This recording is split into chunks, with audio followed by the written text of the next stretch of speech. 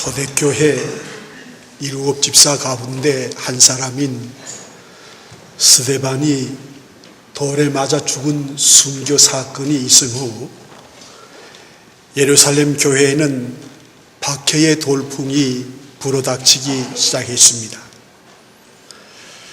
이 스데반 집사의 죽음 때문에 받은 충격과 슬픔이 채 가시기도 전에 엄청난 기독교의 박해가 시작되었습니다. 그 박해의 선봉장은 사울이었습니다. 사도행전 8장 1절에서 3절에 보면 예루살렘에 박해가 일어나 검거 선풍이 불기 시작하자 사도들을 제외하고는 교인들이 몸을 피해 사방으로 흩어졌다는 기사가 나옵니다.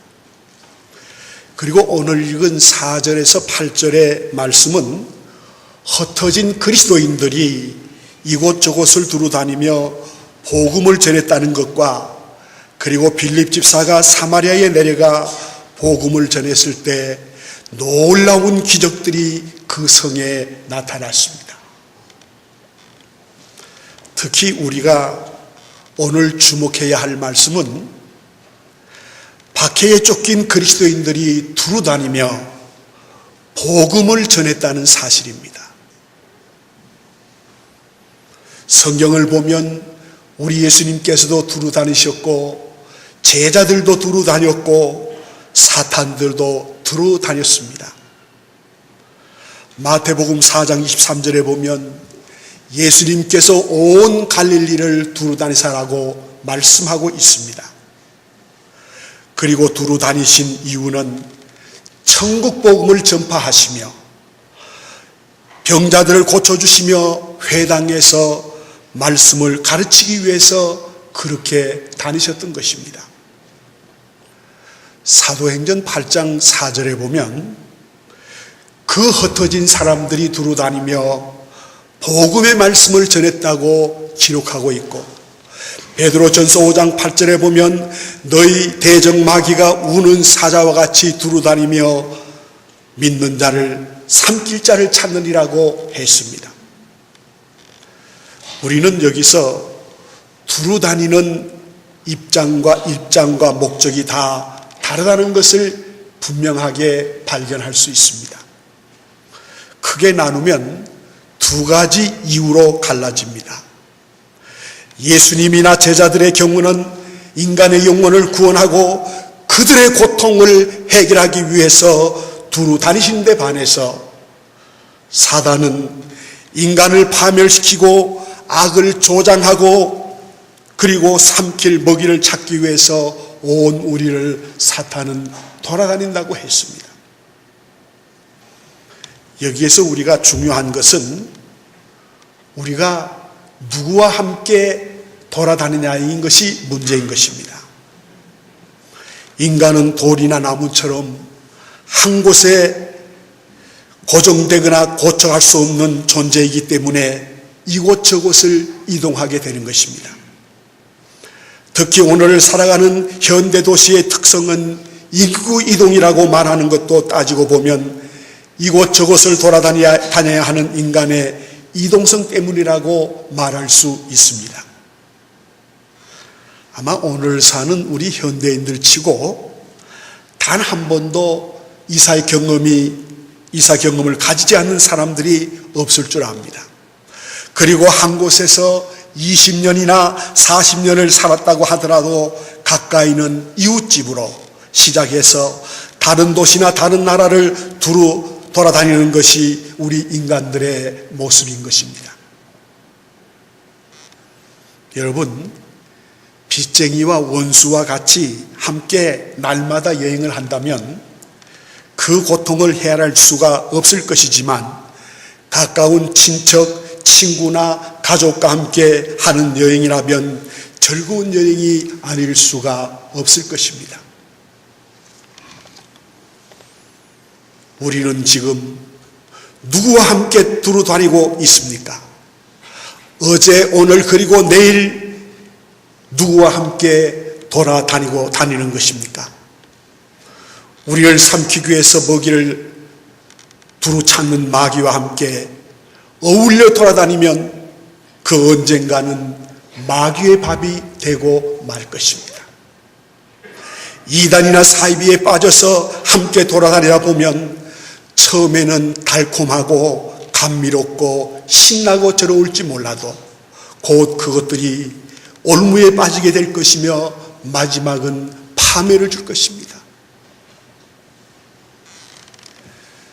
여러분, 산에 가서 독버섯이나 독초일수록 그 색깔이 아름답고 화려하고 신비합니다.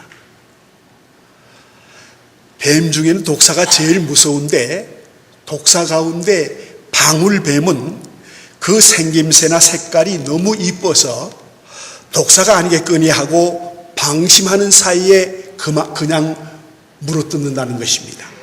그래서 기습을 당해 죽는 것입니다. 어차피 우리 인간은 하루하루를 두루 다니면서 살아가야 하는 존재입니다. 인생은 흐르는 물과 같다고 한 옛 사람의 묘사 역시 인생이란 두루 돌고 움직이고 흐르는 존재라는 뜻에서 했을 말일 것입니다. 그렇다면 원수, 마귀, 사탄과 함께 어울려 돌아다니면 절대로 우리는 되지 않습니다. 우리 예수 믿는 하나님의 사람들은 하나님과 함께 어울려 다녀야지, 하나님과 함께 이 세상을 살아가야지, 사탄과 함께 마귀와 함께 살면 그 인생은 망가지고 처참하게 끝난다는 사실을 분명히 기억해야 합니다. 우리를 구원하시고 우리를 지키시고 보호해 주시는 주님과 함께 여러분 마지막 남은 여생을 사시기를 바랍니다.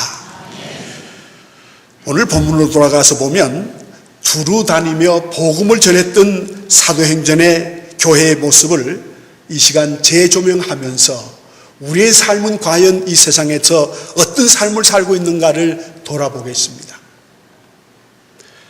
첫째로 그 흩어진 사람들에 관한 것입니다. 위에서 말씀드린 그 당시의 교인들이 흩어진 이유는 큰 박해가 일어났기 때문입니다. 이 초대교회의 박해는 엄청난 박해였습니다. 생명을 바치는 그런 박해였습니다.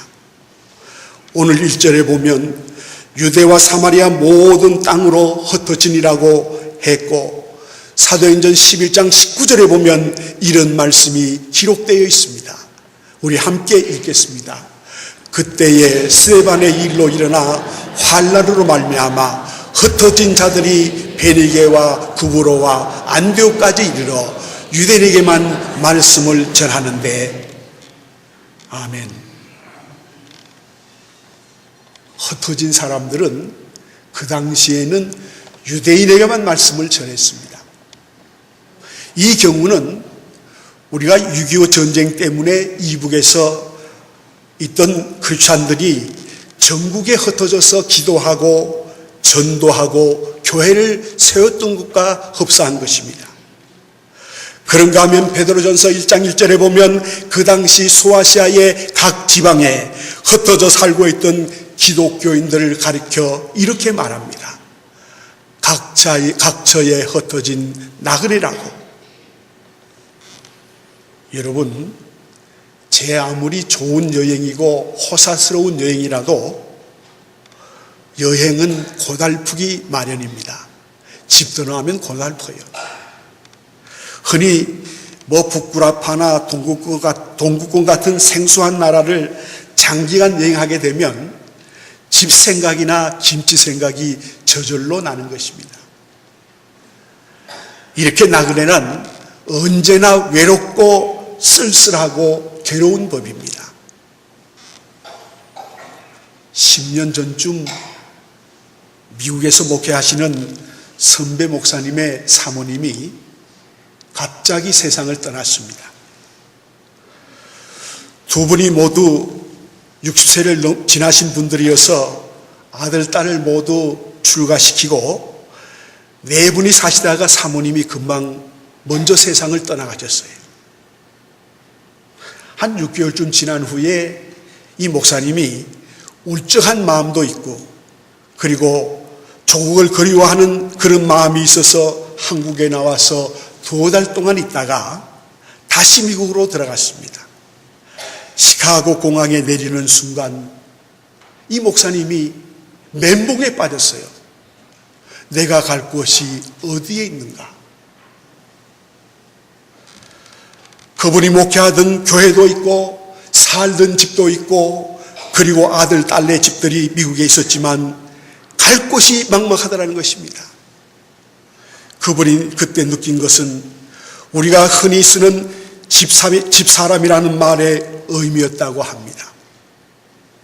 집에 있어야 할 사람, 집에 기다려주는 사람, 그 집사람이 없는 집은 가고 싶지도 않았고 가서도 안 되는 그런 집으로 그렇게 생각이 들면서 그 목사님은 후배들에게 이렇게 말했습니다.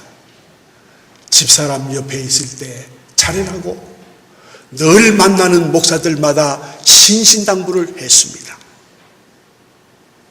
성도 여러분, 우리 인생이 무엇입니까? 유명한 철학자 하이데커는 말합니다. 우리 인생은 내 던져진 존재라고. 영국의 유명한 문호인 셰익스피어는 말합니다. 인생이란 불완전한 항해라고 그렇게 그는 고백합니다.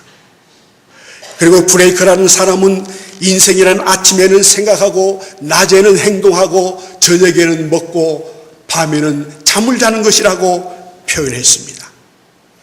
그러나 우리 성경은 인생이란 흩어진 존재라고 그렇게 표현합니다. 여기저기 흩어져 살다가 흩어진 그곳에서 지상 삶의 종집을 찍는 것이 그것이 바로 우리 인생입니다. 그래서 모든 인생은 너나 할 것 없이 죽음 앞에 서야 된다는 것을, 우리가 살아있다는 이 자체는 지금 죽음을 향하여 달려가고 있다는 것입니다.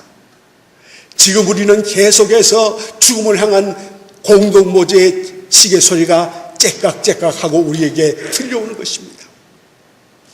그래서 히브리서 기자는 9장 27절에 사람이 한 번 죽는 것은 정해진 것이요 그 후에는 하나님의 심판이 있다고 말씀하고 있는 것입니다. 우리 존재가 이런 존재예요. 두 번째, 두루 다니며 말씀을 전할세. 박해 때문에 흩어지긴 했습니다마는 그러나 그들은 유랑민처럼 떠돌지 않고 두루 다니며 하나님의 복음을 전했습니다. 본문의 경우 특히 흩어져 복음을 전하는 사람들 가운데 가장 두드러진 사람이 바로 빌립 집사였습니다. 오늘 본문 6절에 보면 무리가 빌립의 말로 듣고 행하는 표적도 보고 한 마음으로 그가 하는 말을 따르더라고 했습니다. 그리고 더 중요한 것은 빌립의 전도를 받은 사마리아 성에 놀라운 기적이 일어났습니다.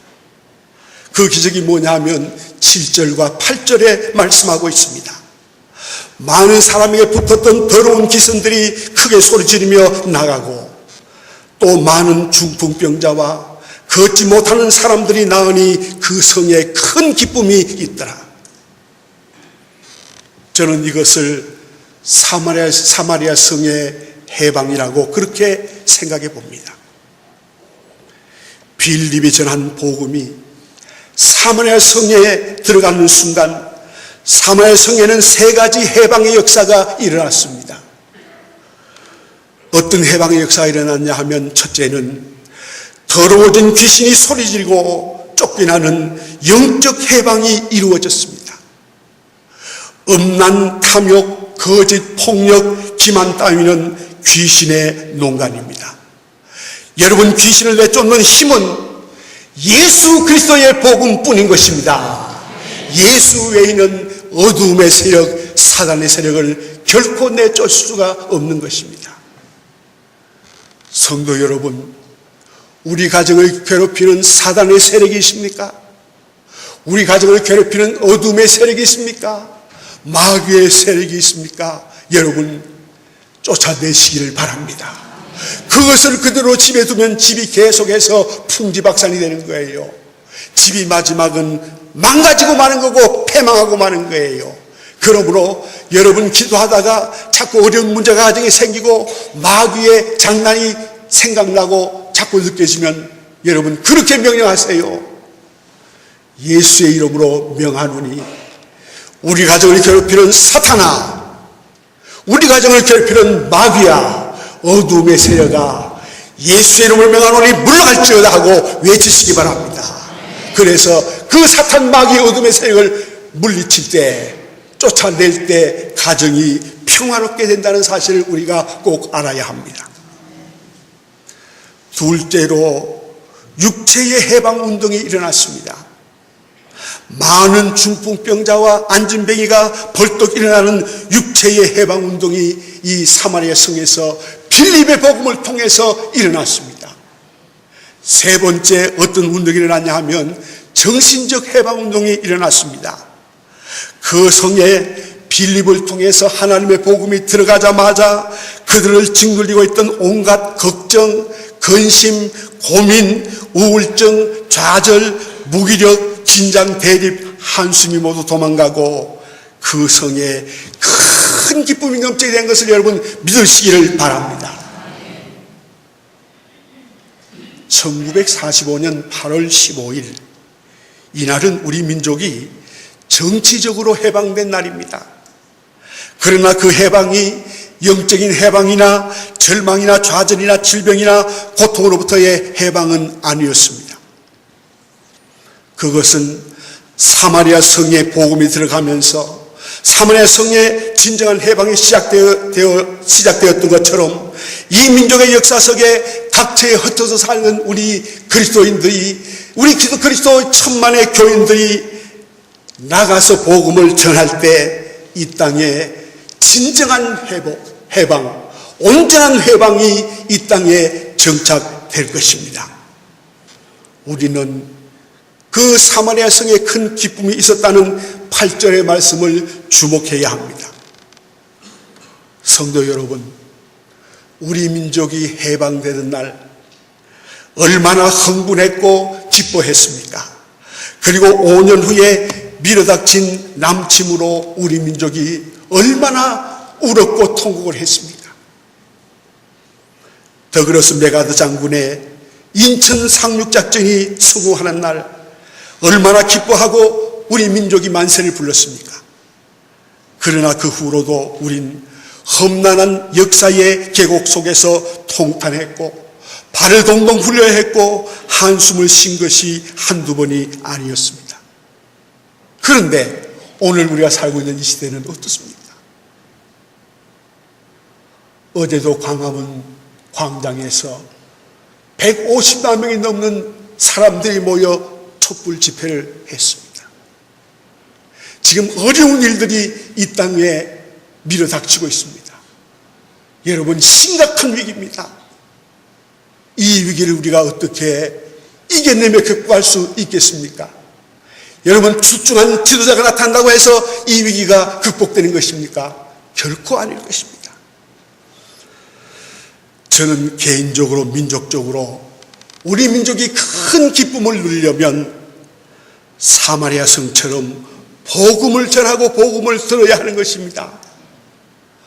복음 없이는, 예수 없이는 이 문제가 해결될 수 없는 것입니다. 우리 크리스찬들 여러분들의 기도가 없이는 우리나라가 결코 안정되지 않을 것입니다.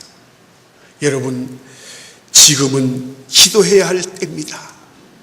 지금 우리가 그냥 텔레비전만 바라보고 촛불 집회를 바라보면서 그저 한숨만 쉴 것이 아니라 우리 그리스도인들은 그럴 때 텔레비전 앞에서 무릎을 꿇고 손을 들고 하나님, 이 나라 이 민족을 불쌍히 여겨 주옵소서.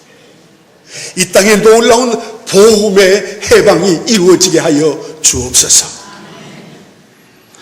누가복음 2장 10절에 보면 예수 그리스도를 가리켜서 큰 기쁨, 좋은 소식이라고 말했습니다. 영어 성경에는 이렇게 말합니다. Great joy, good news라고.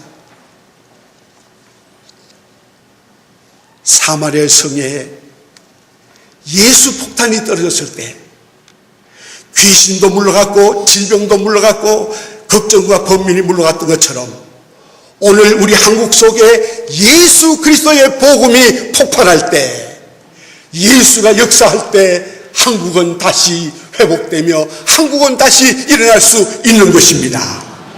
그러므로 성도 여러분, 그렇게 기도하시기를 바랍니다. 이 삼천리 금수강선에 지금부터 130년에 주셨던 복음의 놀라운 폭발이, 예수 폭발이 다시 한번 일어나게 하여 주옵소서. 이것이 바로 휘청거리는 역사를 살리는 길입니다. 여러분, 길은 없습니다. 하나입니다.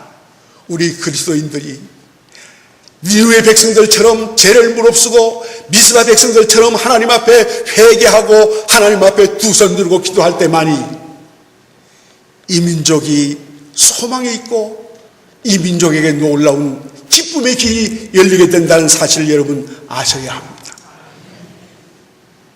지금은 심각한 때입니다. 그저 걱정만 한다고 해서 일이 해결되는 게 아니에요. 시간이 지나면 해결되겠지. 물론 해결되겠습니다. 그러나 중요한 것은 인간이 해결하는 것은 해결할 수 없는 거예요. 해결이 안 되는 거예요. 문제가 그대로 남아있는 거예요. 인간의 해결은. 그러나 예수님께서 해결해 주시면 이 땅에 예수의 폭탄이 떨어져서 사마리아 성에 큰 기쁨을 주신 것처럼 복음 폭탄이 떨어져서 역사할 때만이 이 땅의 모든 문제가 여러분 해결된다는 사실을 믿으시길 바랍니다. 그래서 우리가 그리스도인으로서 기도의 책임을 느끼고 나에게 책임을 느껴서 우리는 하나님 앞에 기도해야 합니다. 설교를 마치겠습니다. 저는 이 시간 여러분에게 이렇게 말씀드리고 싶습니다. 이 땅에 하나님 예수의 폭발이 일어나게 하여 주옵소서. 복음의 폭발이 일어나게 하여 주옵소서. 이것만이 우리 민족이 살아갈 길이요, 이것만이 하나님의 손길에서 우리가 살아날 수 있는 길이라는 사실을 깨닫고, 여러분 예수 폭발이 일어나는 대한민국이 되게 해달라고, 복음 통일이 이루어지는 대한민국이 되게 해달라고 기도하는 우리 서문의 모든 성도들이 되시기를 주님의 이름으로 축복합니다. 축복합니다.